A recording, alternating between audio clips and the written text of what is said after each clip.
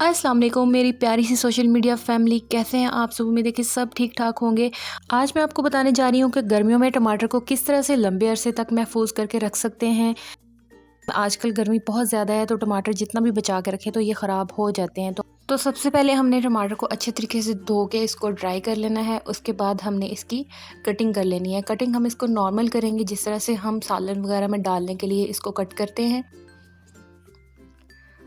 जी। तो इसकी कटिंग शुरू हो चुकी है। एक मैं आपको इस तरह से कट करके दिखा देती हूँ जी। तो सिंपली हम इसको इस तरह से कट कर लेंगे। इसी दौरान अगर आपने चैनल को सब्सक्राइब अभी तक नहीं किया तो जल्दी से कर लीजिए ताकि आपको अच्छी अच्छी टिप्स और ट्रिक्स और अच्छी अच्छी रेसिपीज़ मिलती रहें जी। तो हमारे सारे टमाटर इस तरह से कट हो चुके हैं।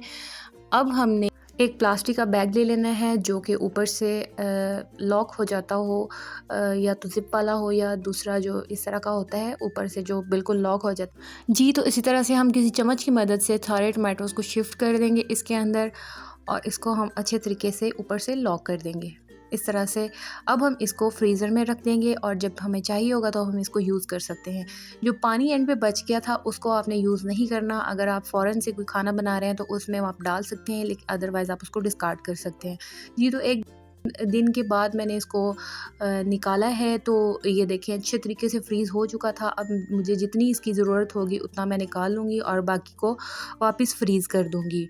और आप मेल्ट होने से पहले पहले इसको फ्रीज़ कर दीजिए, अदरवाइज़ ये ख़राब हो सकते हैं। अब जी तो उम्मीद करती हूँ कि आज की वीडियो आपको पसंद आई होगी। इस तरह की छोटी छोटी टिप्स और ट्रिक्स से हमारी कुकिंग आसान हो जाती है। आऊँगी अब मैं अपनी अगली रेसिपी के साथ, तब तक के लिए अल्लाह हाफ़िज़।